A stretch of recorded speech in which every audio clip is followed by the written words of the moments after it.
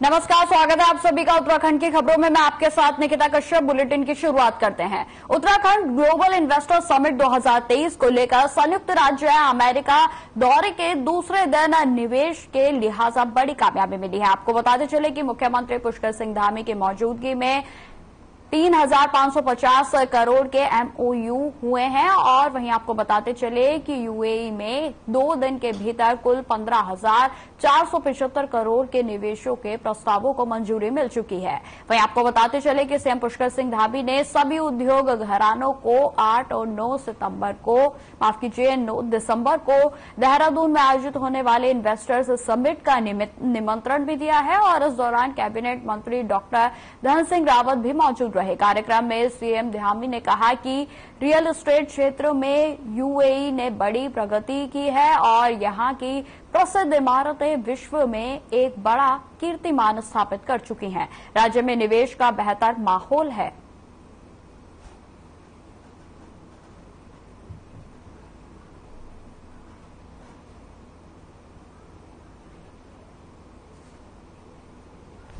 उत्तराखंड राज्य में जहां बद्रीनाथ, केदारनाथ जी, यमुनोत्री, गंगोत्री, जागेश्वर धाम, आदि कैलाश, नीम करोली बाबा का स्थान, गोलजू का स्थान, मां पूर्णागिरी का स्थान, सारा देवभूमि के अंदर जिधर जाएंगे वो या तो देव स्थानों से, धार्मिक स्थानों से पूरी तरह से आच्छादित है, या पर्वतों से आच्छादित है, या नदियों से आच्छादित है, या वनों से आच्छादित है।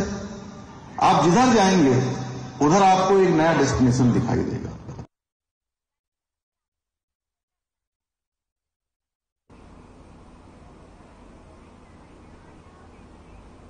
देहरादून में विधानसभा स्थित कार्यालय में मसूरी विधानसभा की सड़कों के संदर्भ में कैबिनेट मंत्री गणेश जोशी ने लोक निर्माण विभाग के अधिकारियों की बैठक ली और बैठक में मंत्री ने मसूरी विधानसभा क्षेत्र के अंतर्गत कई दिनों से लंबित सड़क निर्माण के कार्यों की समीक्षा करते हुए आपको बताते चले कि उनके द्वारा क्यारा धनौल्टी मोटर मार्ग का निर्माण कार्य जल्द से जल्द पूरा कराया जाए, इसके निर्देश दिए गए और जिसके निर्माण से धनौल्टी की दूरी लगभग 35 से 40 किलोमीटर तक कम हो जाएगी। उन्होंने यह भी कहा कि क्यारा धनौल्टी मार्ग पर 4 किलोमीटर सड़क निर्माण का शिलान्यास 2019 में किया गया था, जो कि विस्थापित हो गया है और जिसके समाधान के लिए अपर सचिव पीडब्ल्यूडी को 15 दिनों के भीतर निस्तारण के निर्देश दिए गए। मेरे क्षेत्र की कुछ प्रमुख सड़कें हैं जो कई दिनों से लंबित है, जैसे क्यारा धनौल्टी मोटर मार्ग। उसको बनने के बाद धनौल्टी की दूरी कम से कम 35-40 किलोमीटर कम हो जाएगी। इसी प्रकार बालागंज चामुसारी मोटर मार्ग, इसी प्रकार मेरे क्षेत्र की कई पुल व अन्य सड़कों की जो काफी दिनों से लंबित है। इसी प्रकार सहजदारा में एक बाईपास मार्ग, क्योंकि वहां पर जाम लगता है, बड़ा रोड जो है बाईपास। पूर्व मुख्यमंत्री और महाराष्ट्र के पूर्व राज्यपाल भगत सिंह कोश्यारी ने राज्यपाल लेफ्टिनेंट जनरल गुरमीत सिंह से मुलाकात की। वहीं आपको बताते चले कि कोश्यारी ने राजभवन में राज्यपाल से मुलाकात कर प्रदेश से संबंधित विभिन्न विषयों पर चर्चा भी की।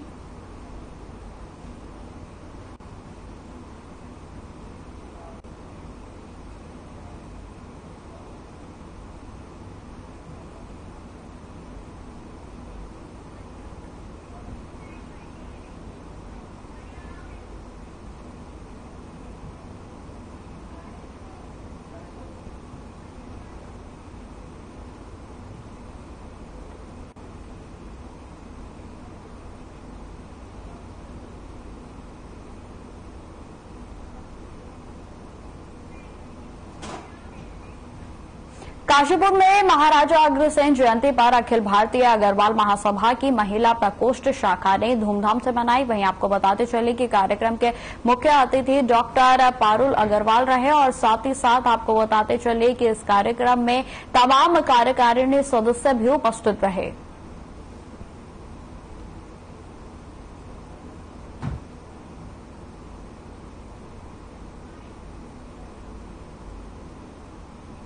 आज हम लोगों ने अग्रसेन जयंती के उपलक्ष्य में प्रोग्राम का आयोजन किया महिला में और बहुत अच्छे से हो गया है।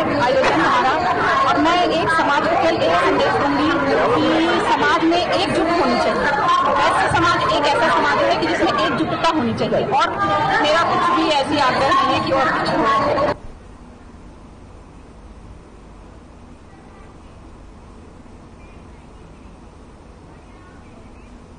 उत्तरकाशी के हर्षिल में आगामी 19 और 20 अक्टूबर को राज्य स्तरीय सेब महोत्सव का आयोजन किया जा रहा है। वहीं आपको बताते चलें कि कार्यक्रम के अनुसार 19 अक्टूबर को सुबह 8 बजे से महोत्सव में भाग लेने वाले किसानों का पंजीकरण शुरू हो जाएगा और इस महोत्सव की प्रदर्शनी में सेब की विविध किस्में देखने को मिलेंगी और साथ ही साथ वहीं बागवानी को लेकर भी विशेषज्ञों से संवाद, नई तकनीकी को जानकारी और जैसे अनेक महत्वपूर्ण सत्र भी आयोजित किए जाएंगे। वहीं आपको बताते चले कि इस दौरान पर सांस्कृतिक कार्यक्रम और रिवर राफ्टिंग के साथ साथ अन्य गतिविधियों का भी आयोजन किया जाएगा और साथ ही साथ महोत्सव में आयोजन की तैयारियों को अंतिम रूप देने के लिए जिला अधिकारी अभिषेक रोहेला ने जिला मुख्यालय पर अधिकारियों के साथ बैठक की।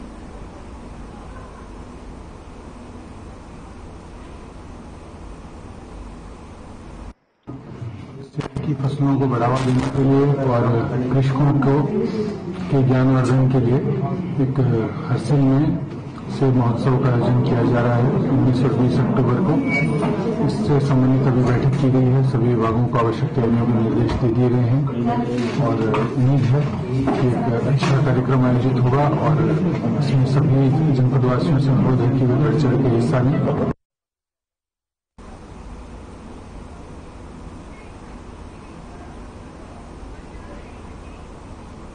राजस्थान में चुनावी घोषणा के बाद से ही राजनीतिक माहौल गर्म हो गया है और इसी बीच कांग्रेस के विधायक राजेंद्र सिंह विधूड़ी के द्वारा गरीब किसान की पगड़ी को लात मारने का मुद्दा गर्माता हुआ नजर आ रहा है और जिसको लेकर बीजेपी प्रवक्ता सुनीता विद्यार्थी ने कहा कि राजस्थान में कांग्रेस को अपनी हार नजर आ रही है और जिसकी वजह से कांग्रेस बौखलाई हुई है और साथ ही उन्होंने यह भी कहा कि नैतिकता के आधार पर विधायक को अपना इस्तीफा दे देना चाहिए।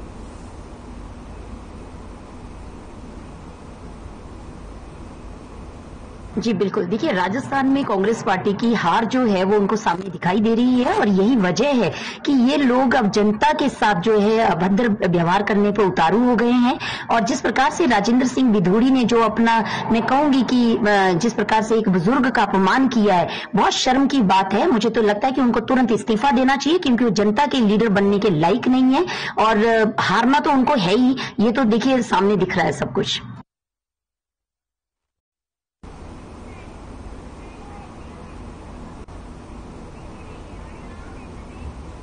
देश भर में दुर्गा पूजा का त्योहार बहुत ही धूमधाम से मनाया जाता है और इस त्योहार में हर जगह खूबसूरती देखने को मिलती है। वहीं आपको बताते चले कि यह त्योहार पूरे 9 दिन तक मनाया जाता है और इसी के तहत कांग्रेस प्रदेश अध्यक्ष करण महारा रानीखेत पहुंचे और जहां उन्होंने क्षेत्र में हो रही रामलीला मंचन व दुर्गा महोत्सव में शिरकत की। वहीं आपको बताते चले कि चोपटिया में मां दुर्गा महोत्सव समिति की ओर से पूर्व सभासद उमेश पाठक, आचार्य संजय सत्ती शास्त्री, जीवन फत्रियाल ने करण महारा का भव्य स्वागत किया।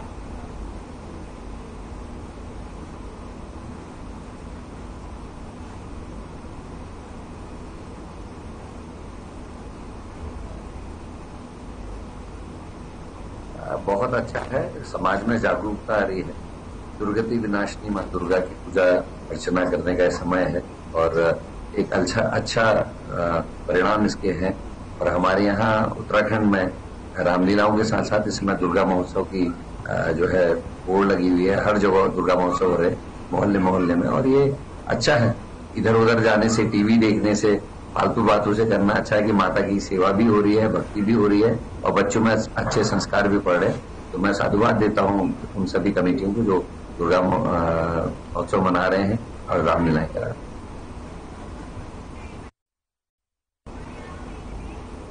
कोटद्वार विधानसभा की कई समस्याओं को लेकर सामाजिक कार्यकर्ता रोहित डंडेरियाल ने एक बार फिर से सवाल उठाए हैं। वहीं आपको बताते चले कि बीजेपी सरकार पर चुनावी वादों को पूरा नहीं करने का आरोप लगाया गया है। वहीं जानकारी के अनुसार अधिवक्ता रोहित डंडेरियाल ने कहा कि जिन वादों के साथ कोटद्वार में विधानसभा चुनावों में जनता से वोट मांगे गए थे, उन वादों में से एक भी वादा बीजेपी सरकार की ओर से पूरा नहीं हुआ है।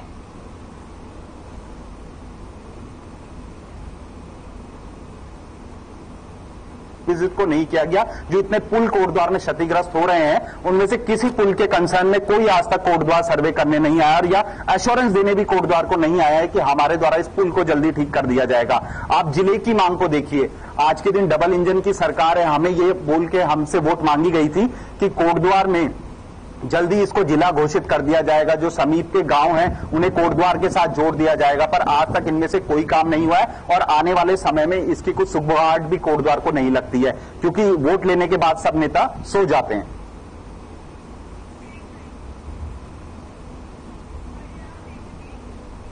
अल्मोड़ा की धरती पर यशोदा मटवाल की शैल कलाकृतियों का अनूठा संगम होगा और साथ ही वह अपना सांस्कृतिक, सामाजिक और ऐतिहासिक परंपरा बिखेरेंगी। वहीं आपको बताते चले कि कला, सांस्कृतिक विरासत और युवा पीढ़ी को नया संदेश भी दिया जाएगा और इस दौरान मानव संसाधन विकास की इस परंपरा शैल आध्यात्मिक ज्ञान को चित्रित किया जा सकता है और अपने दृश्यों से समाकुलिक प्राकृतिक नैसर्गिक सौंदर्य को कला पर आने वाली पीढ़ी इस दर्शन के सौंदर्य को नया जीवन दे सके।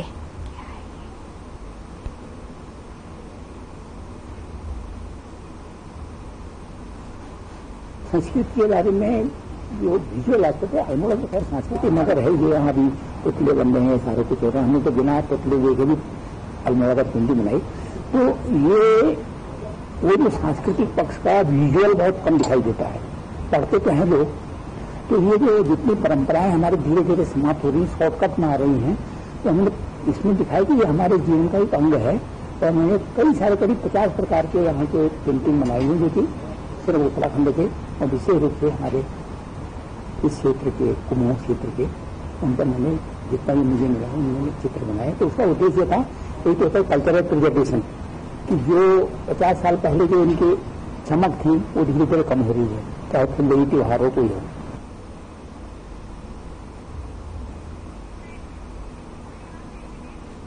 उत्तराखंड शासन सचिव विनोद कुमार सुमन ने जनपद अल्मोड़ा में आपदा न्यूनीकरण में कराए जा रहे कार्यों का स्थलीय निरीक्षण कर अधिकारियों को दिशा निर्देश दिए और साथ ही सचिव विनोद कुमार सुमन ने सबसे पहले दुगाल खोला पहुंचकर सिंचाई विभाग के माध्यम से कराए जा रहे नगर के ड्रेनेज प्लान के कार्यों का निरीक्षण किया और इस दौरान उन्होंने कार्यों की विस्तृत जानकारी संबंधित अधिकारियों से प्राप्त की। वहीं आपको बताते चले कि अधिशापी अभियंता सिंचाई खंड अल्मोड़ा मोहन सिंह रावत ने बताया कि अल्मोड़ा नगर के बेहतर ड्रेनेज प्लान में पहले चरण में 39 नालों का कार्य किया जा चुका है।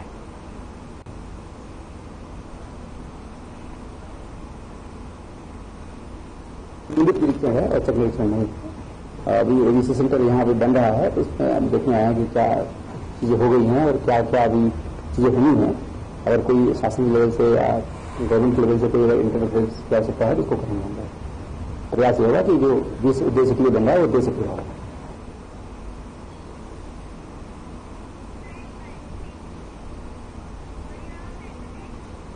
उधम सिंह नगर के काशीपुर और आईटीआई थाना क्षेत्र में घरों में लाखों की चोरी के मामलों में पुलिस ने 2 आरोपियों को बुलंदशहर से गिरफ्तार किया है। वहीं आपको बताते चले कि आरोपियों के पास से 4 लाख की नकदी के साथ साथ हीरे, सोने चांदी के आभूषण समेत अन्य चोरी का माल भी बरामद कर लिया गया है। गिरफ्तार आरोपियों के खिलाफ दिल्ली और नोएडा में 14 मुकदमे दर्ज हैं। और वहीं आपको बताते चले कि पुलिस की माने तो बीते 8 अक्टूबर को काशीपुर और आईटीआई क्षेत्र में 3 लोगों ने अलग अलग तहरीर देकर चोरी होने की बात कही थी और जिसके बाद पुलिस ने सीसीटीवी फुटेज खंगाले तो अहम सुराग हाथ लगे और जिसके बाद टीम को तीनों घटनास्थल पर एक कार दिखाई दी और वह दूसरी घटना में 4 दिसंबर 2008 को बाजपुर के थापा नगला वीरपुर निवासी सामती सिंह ने पुलिस में तहरीर दी थी और जिसके बाद उन्होंने बताया था कि 3 दिसंबर 2028 की रात को भतीजे राजवीर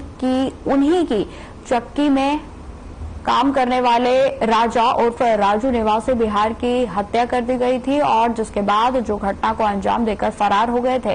वहीं पुलिस ने मामले में मुकदमा दर्ज कर आरोपी की धरपकड़ भी शुरू कर दी है, लेकिन आरोपी राजू पुलिस के हाथ नहीं चढ़ पाया।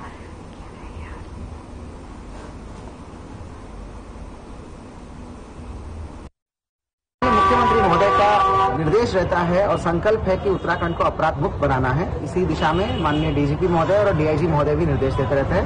ऑपरेशन प्रहार चल रहा है।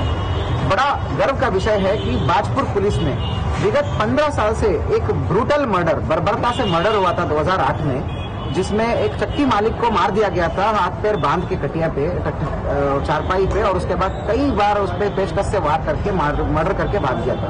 पुलिस के पास एक छोटा सा सुराग था, राजू उर्फ राज, ठीक है। उसका हुलिया बहुत ज्यादा पता नहीं था और लगातार पुलिस उसके ढूंढ रही थी। मफरूरी में चार्जशीट चली गई थी। माननीय न्यायालय द्वारा भी वो प्रोक्लेम्ड ऑफेंडर रिवॉर्डी घोषित हुआ था, स्टैंडिंग वारंट था। पुलिस ने 50,000 का इनामी बनाया था। 15 साल से लगातार प्रयासरत थी, लेकिन इस बार पिछले साल से हमने ठान लिया था कि कुछ भी करे, लीड्स परस्यू करके हम इसको अरेस्ट करेंगे। उधम सिंह नगर के पुलभट्टा थाना क्षेत्र के अंतर्गत क्षेत्र में अवैध रूप से संचालित मदरसे को पुलिस ने सीज कर दिया है। आपको बताते चले कि साथ ही फरार मदरसा संचालक को भी गिरफ्तार कर लिया गया है और जानकारी के मुताबिक अवैध मदरसा संचालित होने की सूचना मिली थी और जिसके बाद पुलिस ने छापा मारकर कार्रवाई की। वहीं आपको बताते चले कि मदरसे में 4 वर्ष से 16 वर्ष तक की आयु के 24 बच्चों को एक अंधेरे कमरे में बंधक बनाकर रखा हुआ था और जिसके बाद पुलिस की जांच में सामने आया कि बंधक बनाए गए बच्चों से मदरसे की साफ सफाई, बर्तन धोना और कपड़े की साफ सफाई करने जैसे घरेलू काम जबरन कराए जा रहे थे और जिसके बाद आपको बताते चले कि पुलिस ने सभी बच्चों का रेस्क्यू करते हुए काउंसलिंग के बाद परिजनों को सौंप दिया गया है। वहीं मदरसे का मुख्य संचालक मौके से फरार हो गया था, जिसके बाद एसपी मंजूनाथ डीसी ने मामले का खुलासा करते हुए बताया कि पकड़े गए आरोपी इरशाद के बैंक खाता, पैसे के लेन देन और अवैध संपत्ति की भी जांच की जा रही है।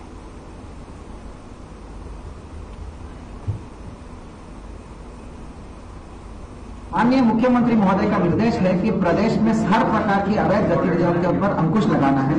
विशेष रूप से जो संवेदनशील और बॉर्डर एरियाज में बाहर से लोग आकर ये जो गतिविधियां करते हैं, अवैध गतिविधियां, उन पे ऊपर अंकुश लगाना है। इसी क्रम में माननीय डीजीपी महोदय और डीआईजी महोदय भी निर्देश देते रहते हैं। बीते दिनों पुलभट्टा पुलिस द्वारा थाना पुलभट्टा के एसओ कमलेश, पंकज और हमारा सीओ ओम प्रकाश और मनोज, इन सभी के टीम वर्क द्वारा बेहतरीन काम हुआ था। आप सभी के जानकारी में होगा, सिरोली कला में एक 4 बीघा जगह पड़ता है, वहां पर संपूर्ण रूप से अवैध मदरसा का संचालन हो रहा था। ये जानकारी जैसे भी आ गई, हमारे संयुक्त टीम जिसमें नॉट ओनली पुलिस के अलावा एएचटीयू, हमारा जनपद की एएचटीयू टीम और आपका डीपीओ, प्रोग्राम अधिकारी, अल्पसंख्यक विभाग और सीडब्ल्यूसी, सभी ने जाके निरीक्षण करा। हैरतन चीजें पाए गए हैं। 4 साल से लेकर 16 साल की उम्र की बच्चियों को रखा गया है एक बिल्डिंग में, आवासीय परिसर में।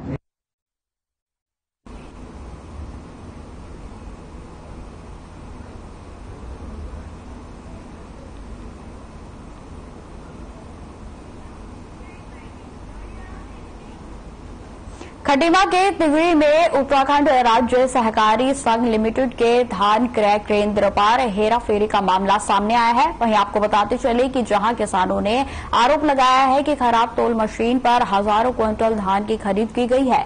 क्रय केंद्र के संचालक ही लेबर ठेकेदार है और अब खराब मशीन पर तोले गए धान को ठीक कराने की बात पर कर्मचारी बताते हुए नजर आ रहे हैं।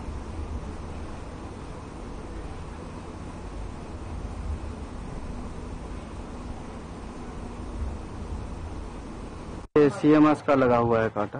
अच्छा, कौन से गांव में लगा है ये कांटा? ये गोसी कुआं में लगा है। अच्छा, कितने धान तोलने का रोज का वो है टारगेट? 500 क्विंटल का है डेली का। लगातार तोला जा रहा है? हाँ जी, लगातार तोला जा रहा है। ये कांटा कौन ठेकेदार का है? ये जीवन धामी का है, मैं भट्ट कॉन्ट्रैक्टर का है। अच्छा, बाकी कॉन्ट्रैक्टर भी उनका है? हाँ, भट्ट कॉन्ट्रैक्टर नाम से है। अच्छा,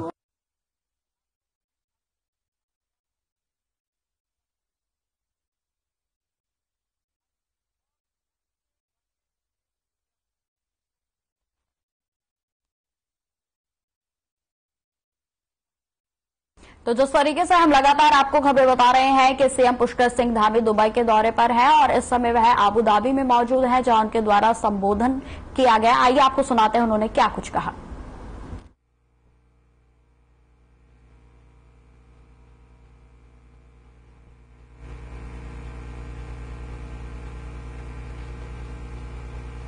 मैंने कहा कि 5 ट्रिलियन इकोनॉमी को बनाने के लिए जो हमारे प्रधानमंत्री जी ने आज देश के अंदर जिस प्रकार से काम किया है, जिस प्रकार से आज पूरी दुनिया के अंदर भारत की साख बढ़ी है, भारत की पहचान बढ़ी है और दुनिया के देशों में भारत के लिए आदर और एक श्रद्धा का भाव निर्मित हुआ है, वो निश्चित रूप से हर एक भारतवासी के लिए गौरवान्वित करने वाला है।